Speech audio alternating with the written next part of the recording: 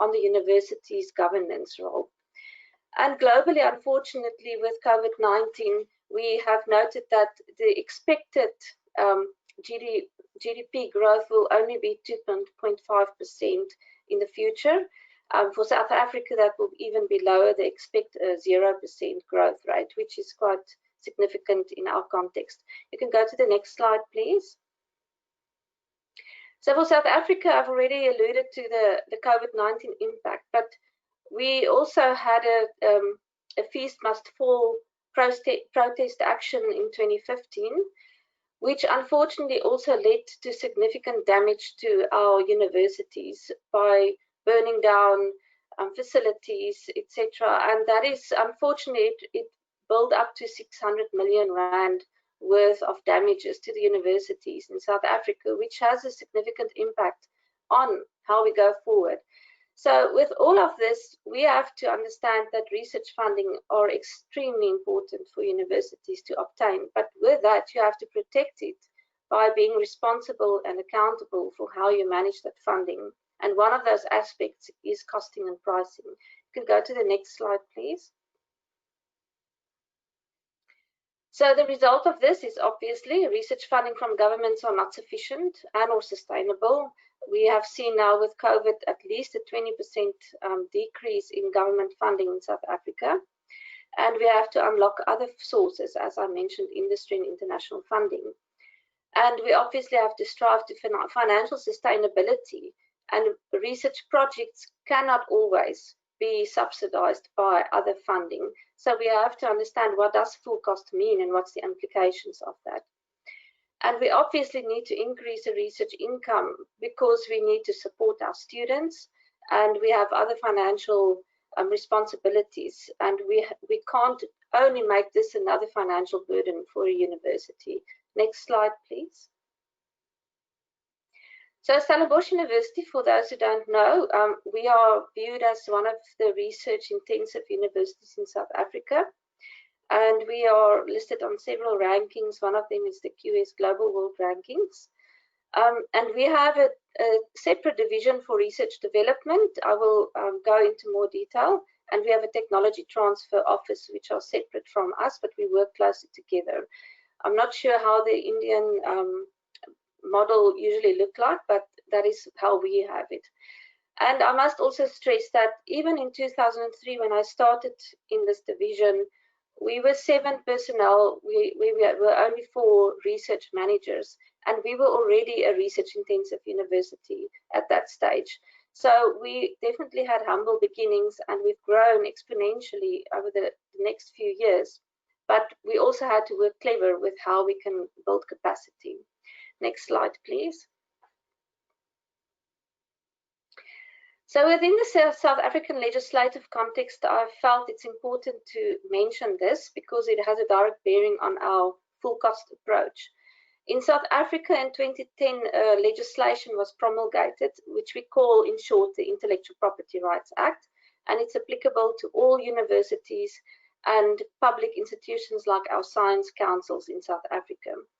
And the very short and sweet of this act is that if you work on full cost as a university, if an industry partner, for instance, sponsors the full project, the full cost of that project, then they can engage into negotiations with us about the intellectual property transaction, meaning that we can assign intellectual property or give them certain licenses, etc., for that intellectual property if they paid full cost. If they don't pay full cost, then it means that the government have in some way subsidized this research. And then we have to look at the act and what is allowed in terms of this act. So it's a very basic point if you look at it from that side. But for universities, it was a very difficult thing to get our heads around. And for some universities, especially the lower and medium research strengthening income universities, it was even a more difficult thing to get their heads around, because for full cost, as Karen mentioned, you need to understand what is the direct cost of a project, but also the indirect cost. And the indirect cost is the tricky one for everyone, Because in the university context, you can imagine we don't only do research. If it was only a research institution like a science council, then it would be easier because all your indirect cost-related costs are directly assigned to research. But in a university context, you have a large portfolio of pre-graduate students who don't conduct research. You have a library that's not only used for research, etc. So you have to find a way how you can assign the research component overheads or indirect costs to a research project. And that was our major challenge as universities. So what we had to do is, because of this act, we were forced to work together and to find a model that will work for us as institutions. Unfortunately, there are difficulties around that model. We found that universities that have a very low research income, their indirect cost rates are very high in terms of this calculation. While universities like us, we have a strong research income and ours work out lower. So you have to also understand the nuances for that type of research institution. So we also had to figure out how to go ahead with a full costing approach. And what helped is that most higher research intensive universities in South Africa already had some costing and pricing practices. And we could only focus on those parts that we needed to fix for the IPR Act. Whilst universities that are lower and medium income universities, they are still struggling just to establish proper costing and pricing practices. Next slide, please. So our approach was that when we were faced with this Intellectual Property Rights Act, we decided that this is the opportunity to again look at how we calculate our indirect cost, but not only focus on the intellectual property right as the reason, but also focus on financial sustainability. And I think that is a very important point that a lot of universities miss out on. They are so focused on how to comply with the IPR Act that they don't understand, but you have to look at your own sustainability as an institution. So we have a full cost policy because we wanted to get our policy ready for the IPR Act, which we did, but we didn't have a proper indirect cost recovery policy at that stage already. We had one that was developed years before, but it wasn't based on any specific calculations. So we decided to split this policy. So we have a separate indirect cost recovery policy, which we can update and change over time. And then we have a full cost policy that refers to an indirect cost line item, which will be addressed in this separate policy. That was how we dealt with our problem. We also had to create the needed tools. So for any university to just expect researchers to work on full cost, you can't just do that. You have to create the tools and you have to have the mechanisms and support. So we started off by developing Excel spreadsheet costing and pricing tool, which we've updated, and when we learn new things, we get more sophisticated over time. And this is a very user-friendly tool, and we find that our researchers actually want to use it. It's not only for compliance anymore, but it's also for them easier to determine what the cost of their projects will be. One other aspect that we are at this stage now starting to work on, so you have to be humble in your steps, taking baby steps, and now we are grown-ups at long last. So now we can look at full cost versus your price. For instance, if we work with the industry and it's an engineering project and we know we can have a higher charge out rate, we can charge more than what the project will really cost. We try to do so because there will be projects that you can't even recover your full costs because it's more for public good, it's a charitable project. So we try to have a financial sustainability by finding the balance between those. And obviously you have to have the financial systems in place, especially when you work with indirect cost recoveries, because you have to have mechanisms how to charge that and how to distribute it within your university and how to deal with any deviations. When you have a charge out indirect cost recovery rate of 20%, for instance, like we do now, but the National Institutes of Health only allows you to charge 8%, you have to have a mechanism how you can deal with bringing that down on the financial system to 8%. And we have an incremental increase and enforcement. What I've seen some universities in South Africa did is, and then it creates a lot of problems. This is quite an emotional topic for researchers. They feel that you take their money away. They started off with a 0 and then suddenly went to 20%. Don't do that ever. You'd rather have to have an incremental approach and start conservative. So we started off in 2004 with a 12%. We increased it in 2013, and that was based on real calculations, the 17%. And now in 2019, we increased it to 20%. So you could see that we've had a gradual growth over a substantial number of years. And communication and consultative process is definitely important in this process. We've learned hard lessons. The 12% at the beginning was just a top-down approach. People were just informed this is how it's going to happen. There were no proper processes, there were no appeal process, and it created so much animosity.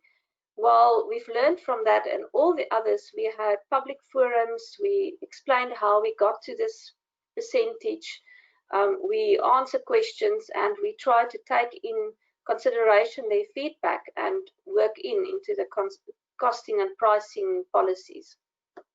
And clarity on internal distribution is very important and critical. It's one thing to slap 20% on a research project and for the researcher not to know where that money is going. They always want to know, and you have to understand that as well if you're in a managerial position in a university. So there needs to be clarity on where that funding is going. They need to understand that a portion is going back to your central funds because you pay a lot of salaries from there and have to maintain buildings, etc. And then a portion must go back to that environment where they actually got the research income from. Next slide, please. So I've mentioned that we have 2 different policies, and I've just here mentioned, highlighted what we are trying to address in our policies. So our full cost policy, we divided in a phase 1 and a phase 2 approach. So the phase 1 is for the intellectual property rights compliance, and phase 2 is to work in general on full cost. So we try to do that, but we are not there yet.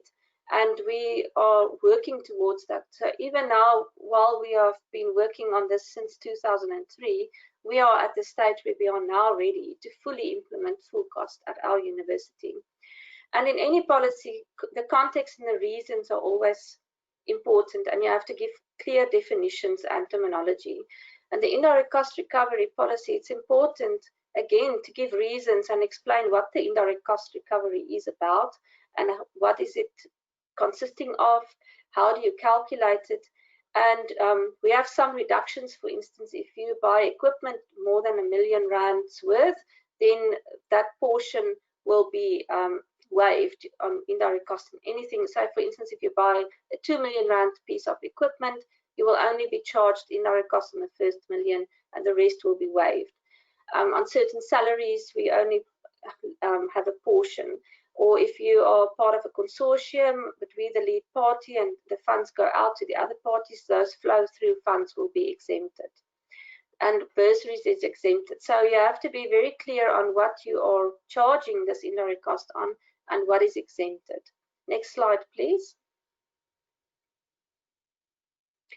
This is just how our template looks like. So what we do is we make it easy for our researchers. We work on our base remuneration levels. So if you are a professor on post level 4, you click on that level, and then your hourly rate will be filled in automatically there for you, and then you can say you are going to work 20 hours and it will work out everything for you. And then you have the option to charge out a higher rate, and then that will be very clear what is above full cost. So then you can build in some fat in a situation where you're allowed to do that. And then you can go to the next slide, please. And our indirect cost recovery percentage and our VAT obviously is also automatically built in, so that people don't change that, if they don't make mistakes in working that out. So this is just our template. It works really very well. And you can go to the next slide, please. Karen already mentioned what's the difference between direct and indirect costs. So there's always some not clarity on what do we mean by 20%. So we mean 20% on total cost. And if you work it on direct cost, it will work out on 25%. So we also explain this in our policies for our researchers. Next slide, please. So what is included in the indirect cost recovery? Because that's the tricky part. So our overhead administrative costs, yes. Our financial services, yes, but only proportional, because we have to take into account for research, the whole financial services is not only dealing with research, so it will be proportional. At our university, our research income is more than 50% of our university's income, so more than 50% of the financial services costs will be towards our research indirect cost recovery.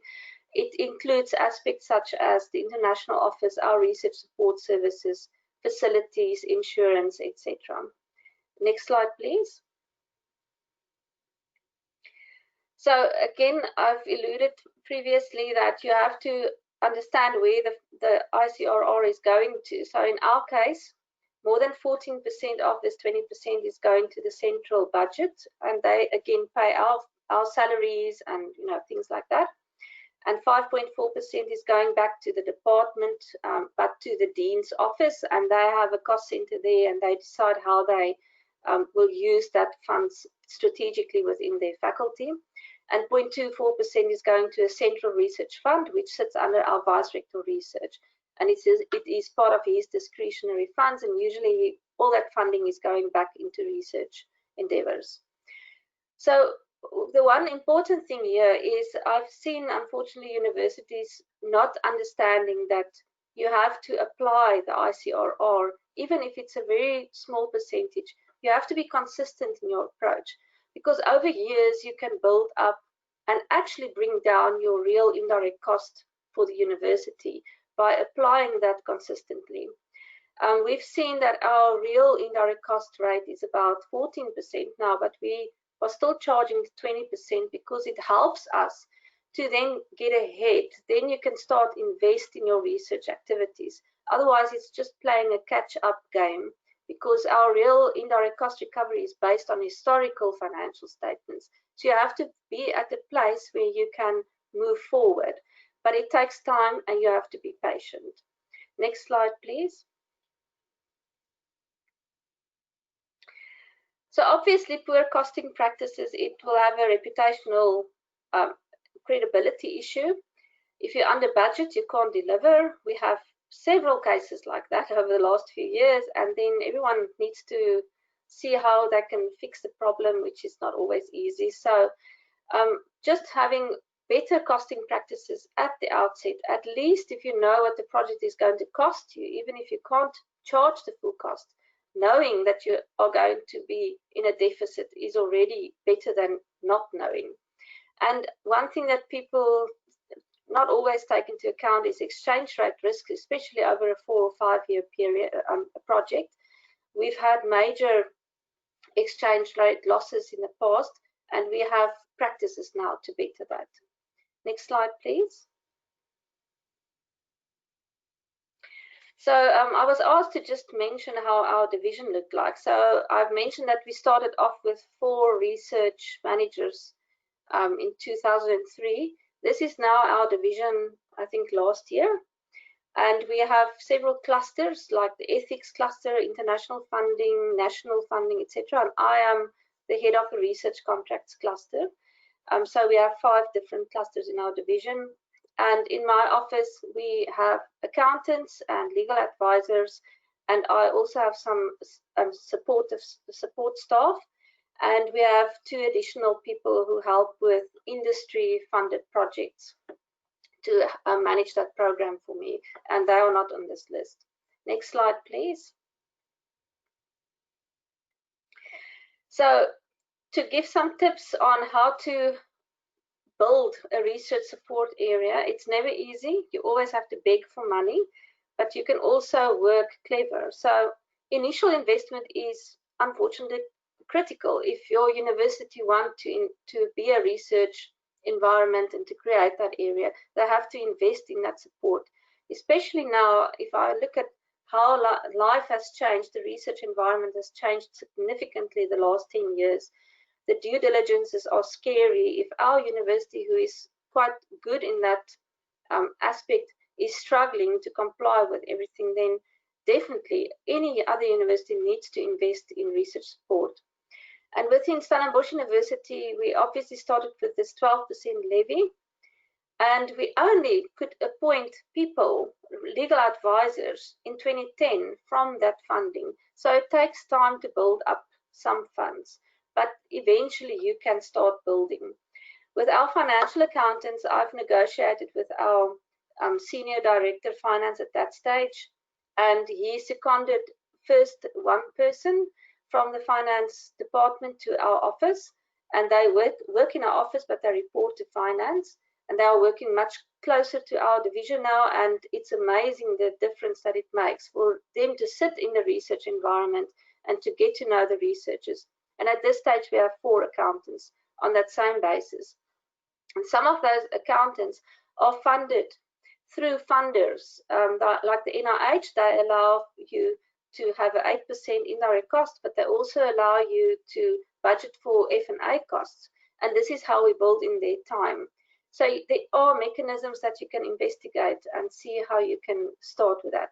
And our internal support from our finance and vice rector research especially is important. So some of that funding that is in his discretionary fund can come back to us. And partially we are funded by the indirect cost recovery. And in South Africa, we have a National Research Foundation.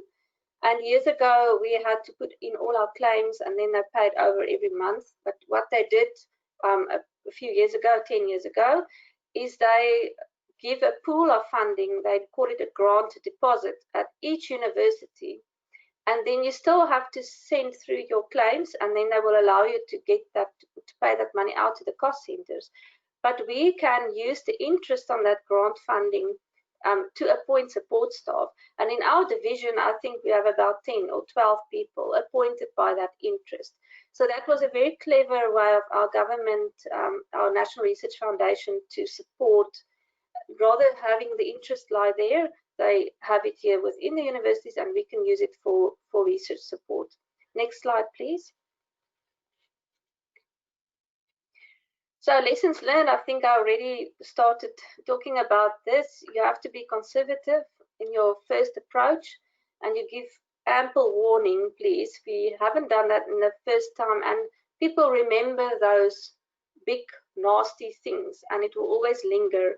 And unfortunately, if you are the person that with a face, then they remember that. It's not a nice feeling. So, and create mechanisms to handle these exceptional cases. And I've mentioned about the tools that you have. And what we did is we had task teams and a very strict consultative process, which really added value, especially if you have the right people on that team. When you go out to the faculties and start talking, they will also be those that defend this, because they are part of this, they understand the purpose, and they will assist you in that place. And what I saw is that your senior researchers who understand the importance of appropriate costing practices, you can use them for a soundboard. And what was really wonderful in one of our very difficult discussions at the beginning, I had in the library open public forum where we discussed this, and everyone was up in arms and very angry about this. And then our one professor from microbiology stood up, and he was well respected. And he said, but he can't understand the issue, because you must properly budget. Otherwise, you will never know what you have, what you don't have. You will always be in trouble. And suddenly the issue was not an issue anymore. So it really makes a difference having the right people saying the right things at some times. Next slide, please. So I would like to just stress this, never underestimate the emotional impact. The SCARF model from David Rock has learned me, I've learned a lot from that. Just to mention what this is about, it's the same reaction that you have in a threatening situation. We all know about the fight and flight response. This is exactly the same in a social situation. So you will be able to identify the whole process in your researchers when you start with telling them we're going to charge indirect cost. This is going to come from your research cost center. They have that same threatening response. And to try and alleviate that, you have to think of how you're going to address that. Make them part of the process, that make them understand, be transparent. It's all the principles that Karen mentioned in the document. It's very important to be transparent, make them part of this process, and make them understand why it's actually to their benefit as well. So a portion of the indirect cost needs to go back. We saw that, and then it also should be directed to building a research support environment, which is quite important. And we always have to know that you will have resistance always. This is never an easy topic. You won't win everyone over, so you just have to be patient and understand and have empathy right through the process. Next slide, please. This is just the SCARF model that I mentioned. You can read on your own time. And then the next slide, I think, is just the references. So I am finished. Thank you so much, Cornelia. That was a really comprehensive presentation, and I'm sure that's the summation of many, many years of work at your university. So thanks once again. And on that note, I'd like to welcome Vichy into the conversation. So Vichy, you're the Chief Operating Officer of the India Alliance. Now, the India Alliance has very clear policies, allowed cost, disallowed cost. It's specified on the website. So would you like to share some insights of what the India Alliance staff face in terms of the budgets in incoming applications? Over to you. Okay, thank you, Savita. So the challenges that our team members face are very similar to what everybody faces. So in spite of all the details, all the relevant data being there on the website, more often than not many people look up. So the first challenge is about people reading relevant things and applying it when they make the application. So that is one challenge that we constantly have. So even to link to a conversation which we had in the very recent competitions which happened in the second week of November. So quite a few of the members themselves said budgeting or costing is something we just don't get a full hang of. So that's a constant education process that we need to do, and there's never any end, or there's never any how much is enough. So that is one thing that we need to constantly evolve. But like Cornelia also mentioned and Karen also mentioned, transparency and communication are the key things, and this is a continuous education process. There's no other way out. So yeah, and no doubt research officers can make a difference, because they can yes. help to be the bridge between all of those sort of guidelines on the costing and actually kind of connecting that for the individual researchers. So coming on to research management, Vichy, would you like to just share a few thoughts on the different ways in which the India Alliance is supporting research management at institutions? So apart from the obvious ones about fellowships and grants and bursaries that we are giving, which people are aware, one of the things that we are strongly encouraging institutions to do is to allocate funds from the overheads that we give them. So India Alliance currently allows 10% of the grants or award money to be used for overheads. While we have not stipulated that as a rule, we are encouraging institutions to use those funds to deploy and develop or build research management offices, so that it enables the researchers, the institution, as well as the other stakeholders to leverage the facilities and the skills and expertise resident within the organizations, so that everybody has a win-win situation. So that is something that we are doing. And as of now, since research management itself is in a nascent stage in India, and this is more of encouragement as of now, and it'll over a period of time we may be forced to enforce. So I hope we don't come to that, but we are constantly encouraging people to adopt. Thank you very much, Vichy. So I think that sort of brings our sort of discussions at this stage. So I think we'll have a little bit of time to take questions from the audience. Cornelia, actually, we have a question for you. how do you account for exchange rate risks? Is there a particular percentage of the project funds set aside to account for such risks? Okay, there's different approaches, and I've recently consulted with our Bureau for Economic Research. Luckily, at our university, we have this bureau, and they do work for our reserve bank as well. So they are usually the ones that predict how the next 5 years will look like in terms of our exchange rate. So we've tried to, we use a very conservative rate in the first place. So you don't try to use not a conservative rate, rather go lower. And then the other thing that we've done, the first time around that we had a big international project, it was with Bill and Melinda Gates Foundation, and one of our partners was in England and the other partner was in America. So we got the money in dollars and we had to pay it out. So the moment it comes into our account, it changed over to South African rand. Then we had to pay it out in pound and in dollars again. And that one transaction, we lost 800,000 rand. Now that's quite a lot of money for us. And that was, I think, in 2005. We've learned a lot from that experience, and that was our loss. We couldn't share it with the consortium. So we have now a CFC account. So we have an international bank account, and if you still have to get your exchange control permissions and approvals with the Reserve Bank. So what we do is we accept the funds in dollars and it remains in that account, and you have to pay it out in a certain period. Then you don't have to change it back into South African rand and then again. But it's quite a lot of alignment, and that is where our financial accountants are really critical, because they can, number one, help you to work on conservative rates, and number two, have the appropriate processes in place with the CFC account. And I'm sure there will be accounts like that in India as well. I'm just not familiar with your environment, but there will be an account where you can keep your funds in that specific currency and then make the payments out of that. But you only have a certain period, I think 60 days, so you have to be aligned up to make all your transactions in that period. So that's a very expensive lesson that we've learned, and we've built new practices due to that. I hope Thank you. Vichy, would you like to add to that? So we have a similar situation, though not the 60-day limitation, but more governed by the FCRA, which takes care of the foreign currency receipts that we have into the respective organizations.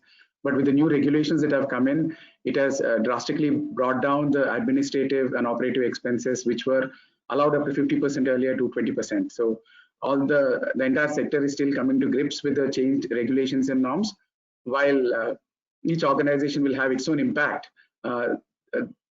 It still needs to be assessed in terms of the fine print that is still going on. So there will be representation, I'm sure, from the sector to the government to review, revisit, or allow them greater leeway or additional time for compliance. Those are things that may happen. But like you rightly mentioned in the earlier part of the presentation, the funding from the government here in India too is reducing by the day. So expectation from the government, from the institutions is they fund or self-fund more and more.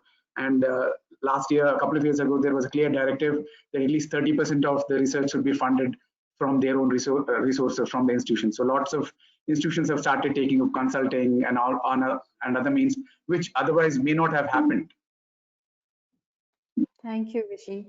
Karin, I have a question. So we've just heard extensively from Cornelia about how the indirect cost, well, some of that is channeled back into the research office, and we discussed this in other contexts as well. So I'm sure you've seen other examples of this being done. Would you just like to comment on that? Yes, sure. So the document also provides examples of different institutions and how they distribute. And I understand correctly that you're referring to the distribution of the cost that's recovered. That's right. So there are examples that's provided in the annexure and also in the document. And usually it's more or less the same way that Cornelia explained, but the percentages would be different depending on what the strategic reason for the institution would be and where they want to build capacity. So you would see a percentage going back to the central budget or specifically to the research support environment, depending on how it's funded. You would see funding going back to the environment where the costs were incurred, so where the income is. And in some instances, we saw examples also where the researcher benefit with a small percentage. So they would have a cost center where a small percentage of the cost would go to, and they are allowed to use that for example, to appoint assistants or to buy specific resources that are not funded otherwise through research grants. So each institution have to have a discussion on what their strategic reason would be for using this funding, how they want to build capacity, and align the percentages with that. But in general, the understanding is that it is going back to support research, and the research office also then that plays a major role in facilitating and advancing research at the institution. Thank you, Karen. Gary, I have a question for you. Obviously, this is the second iteration of the 5 Keys document. So, I mean, this has evolved over a long period of time. What differences have you seen between the first iteration and this iteration in the ecosystem or the environment that all of these pertain to? Right. I think the major thing that could be observed is that there is a better understanding of the need for the overheads and indirect costs. I think it's clear among the funders. There is a much better understanding of the need for capacity in research management. Maybe not completely transformed into actual investments, because only few funders have research management allocated capacity building programs. But those will be the 2 main observations. Few funders have reviewed their policies, IDRC, I know, Wellcome Trust, and some others, that those that have a bit more flexibility, some that are a bit more constrained by their rules and government rules, they still find it difficult to be flexible. But we're also hoping that with this document, the indirect costing, the proper way of even doing indirect costing, may help offset some of the disbalance, even with those that are a bit more set in their ways for the indirect costs. Thank you, Gary. And we have a question, perhaps this one's for Cornelia. Thank you so much for a very interesting and comprehensive sharing. Would the models for calculating full costing be the same for everyone, or can it differ from institution to institution? Well, there's basic principles that will be the same. It's your, for instance, your running costs depend on, are you going to buy a laptop or your chemicals, whatever you use, and your salaries is obviously related to your institution. And there are institutions that actually try to do activity-based costing, where they will say, okay, for this specific activity, my indirect cost can be 40%, but for that one, it's only 2%. But for universities in South Africa, in any event, that is too difficult. We've tried that, and it's not workable for us. So I think the basic principles will be the same. It just depends on your indirect cost, what you would like to sit under that or put under that, and that will depend on the type of environment. Like I explained, universities are complex organizations. We are not only focused on research. If you have a science council, that will be a bit easier, I think, because you can have the whole institution's indirect cost as allocated to research. I don't think there will be very different approaches. You have your indirect cost. What we as a university do allow is in the prerogative of every faculty. Some faculties build their own research support for that departments, and that is usually to assist with the financial parts, etc. And they will charge, they call it a departmental levy on some of their projects, and it's usually only industry-based projects where they can build in that, and that from that percentage. So that will be different from other institutions, but this is how Stellenbosch University do it. But I don't think it should change too much. It will be the manner in which you calculate your indirect cost, I think. Thank you, Cornelia. Vichy, any some concluding words for this session? Sure. Thank you, Savita. So unlike more evolved or more developed economies and countries where research management and careers are fairly well established and well accepted in the ecosystem, in India, it is still at a very nascent stage, and we are kind of pioneers with Savita leading the charge so far as the Indian ecosystem is concerned.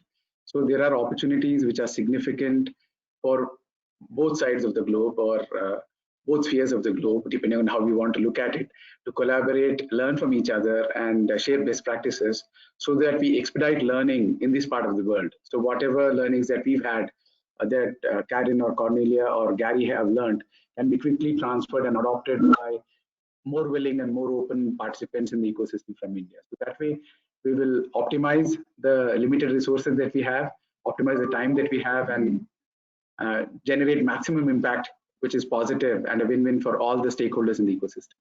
And the funders, I'm sure, will be delighted if that were to happen. Thank you so much, Vichy. I would really, thank all the panelists at today's webinar. Thank you very much for your time and input. And on that note, I'd also like to say another kind of thank you, which is that today, this is the last edition of the IRMI 2020 webinar series.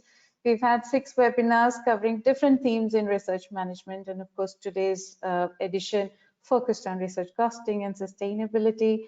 As a huge thank you to all our panelists, to our audience who've joined in for every edition, and a huge shout out to the India Alliance staff. They've been a terrific team to work with.